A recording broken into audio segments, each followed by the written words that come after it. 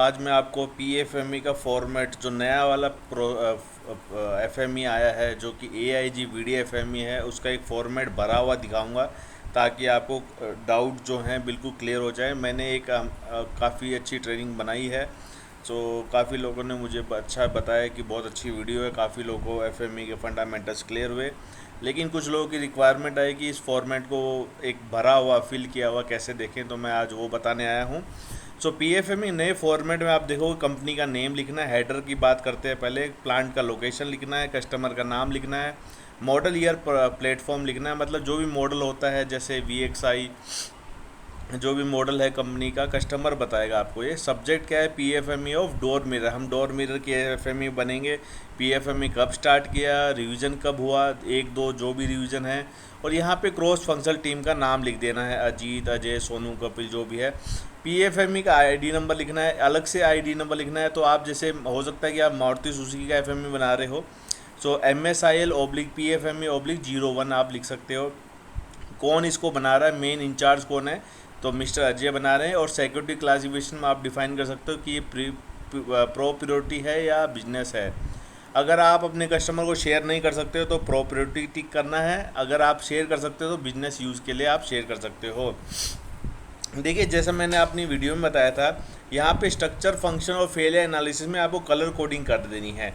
देखिए structure analysis के जब हम फर्स्ट बॉक्स में देखेंगे, यहाँ पे एक नंबर एक नंबर एक नंबर में आपको देखने को मिलेगा कि ऑरेंज कलर किया हुआ है।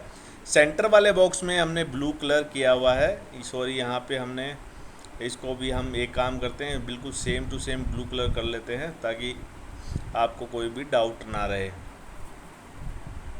सेम कलर हम यहाँ पे फेलियर एनालिसिस में कर देंगे, ठीक है। तो ऐसे ही फेलियर, और 3 नंबर में आप देखोगे तो क्या है, आपको ग्रीन कलर दिखाया गया है।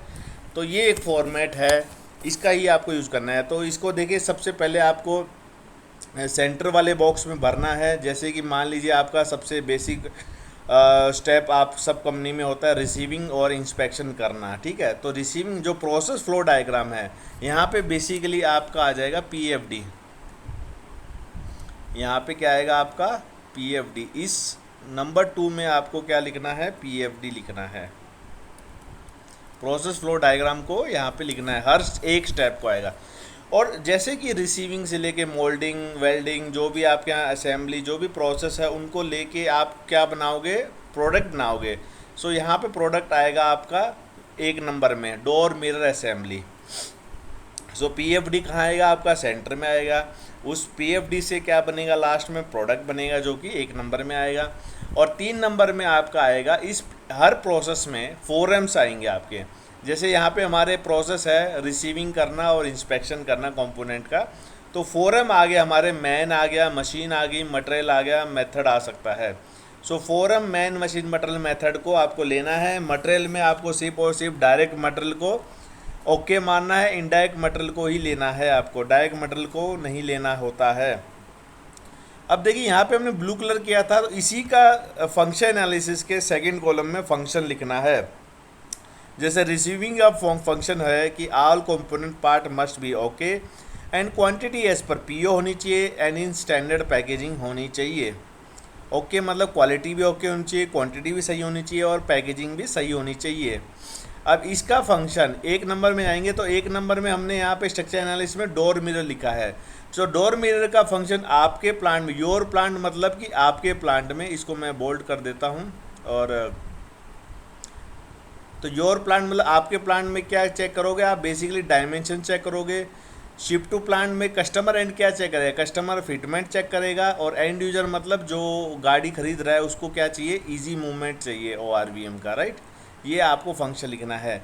देखिए स्ट्रक्चर एनालिसिस में प्रोसेस आइटम में डोर मिरर असेंबली एक ही आया है, ऐसे ही फंक्शन भी एक ही रहेगा, पूरे PFME में एक ही रहेगा, सिर्फ वन ही रहेगा। अब यहाँ पे हमने 3 नंबर में लिखा है फोरम्स, तो फोरम का फंक्शन लिखना है। जैसे ऑपरेटर का फंक्शन क्या है, वेरीफाई करना material as per invoice, quantity verify करना, और भी जो प्रोडक्ट क्वालिटी की रिक्वायरमेंट है उनको समझना। देखिए यहाँ पे मैंने सिर्फ एक जनरल एग्जांपल लिया है, तो आपको यहाँ पे ऑपरेटर के अलावा आप इंस्पेक्टर भी ले सकते हो, ठीक है। सो इंस्पेक्टर भी आप ले लीजिए। वेइंग स्केल का क्या फंक्शन है, वेट करना। फोकलिफ्ट का क्या फंक्शन है, proper loading of material. Work instruction का फंक्शन क्या है, गाइड करना ऑपरेटर को कि क्या क्या स्टेप्स फॉलो करने हैं। तो आई होप ये स्ट्रक्चर एनालिसिस, फंक्शन एनालिसिस आपको क्लियर हुआ होगा। अब देखिए, अब यहाँ पे मेन मुद्दा आ जाता है एफएमईए का, जो कि है स्टेप नंबर 4, फेलियर एनालिसिस। तो यहाँ पे हमने फंक्शन एनालिसिस में 2 नंबर में हमने क्या लिखा था, function of the process. Receiving का क्या क्या फंक्शन है और आपका इंस्पेक्शन का क्या क्या फंक्शन है। तो इसी का जो ऑपोजिट है वो आपका फेलियर मोड हो जाएगा। जैसे हमने पार्ट ओके चाहिए थे, क्वांटिटी ओके चाहिए थी, तो यहाँ पे फेलियर मोड क्या हो गया, वेट कम आ गया, क्वांटिटी सही नहीं आई, मिक्सअप मटेरियल आया, लोडिंग अनलोडिंग सही नहीं था, वर्क इंस्ट्रक्शन फॉलो नहीं किया। ये आपके आगे फेलियर मोड। एक फेलियर मोड एक ही बॉक्स में रहेगा और इनका फेलियर इफेक्ट योर प्लांट, मतलब वेट लेस आ गया, मान लीजिए पार्ट का वेट लेस आ गया, तो आपके प्लांट में क्या होगा, शिप टू प्लांट मतलब कस्टमर एंड तक तो वो चीज़ पहुंचेगी नहीं, इसलिए नॉट अप्लीकेबल है। एंड यूज़र में भी वो पहुंचेगा नहीं, इसका मतलब नॉट अप्लीकेबल है। क्वांटिटी आपकी इन्वॉइस के हिसाब से सही नहीं आई, तो आपके यहाँ पे प्लांट में हो सकता है कि लेस प्रोडक्शन हो, शिपमेंट कस्टमर एंड पे भी डिस्पैच लेस हो, एंड यूज़र में कोई कुछ नहीं होगा, राइट।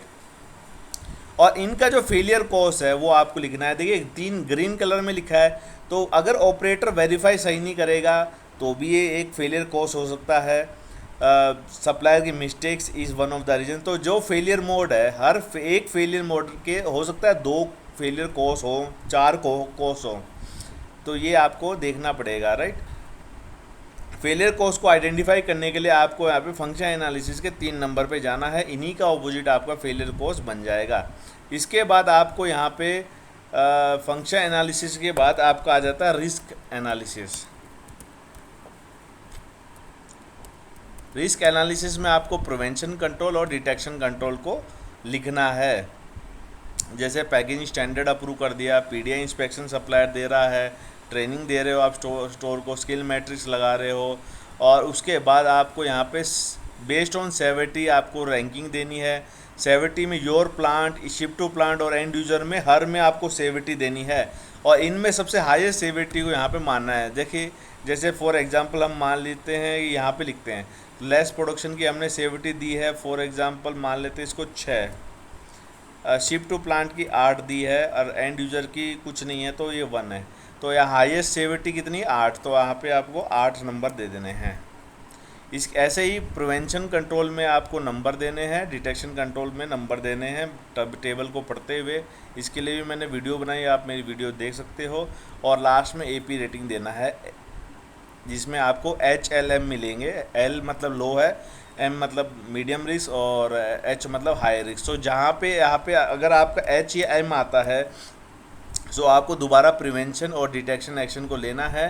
कौन करेगा उसका नाम लिखना है, क्या टारगेट डेट होगा वो बताना है, और स्टेटस क्लोज हुआ, कंप्लीट हुआ या नहीं कंप्लीट हुआ। अगर कंप्लीट होता है तो क्या एविडेंस दिए आपने, उसका फ़ोटो लगाना है, उस कंप्लीट डेट लिखनी है। सेवेरिटी आपकी नॉर्मली चेंज नहीं होगी, ऑक्यूरेंस आपका चेंज हो जाएगा, डिटेक्शन आपका चेंज हो जाएगा, और एपी रेटिंग यहाँ पे आपकी H से M या फिर L पे आपको चेंज करनी है। आई होप ये फॉर्मेट आपको क्लियर हुआ होगा, समझ में आ गया होगा। अब आप आराम से एफएमई को बना सकते हो। कोई भी डाउट हो आप पूछ सकते हो, कमेंट कीजिए। Thank you, bye bye, see you, take care.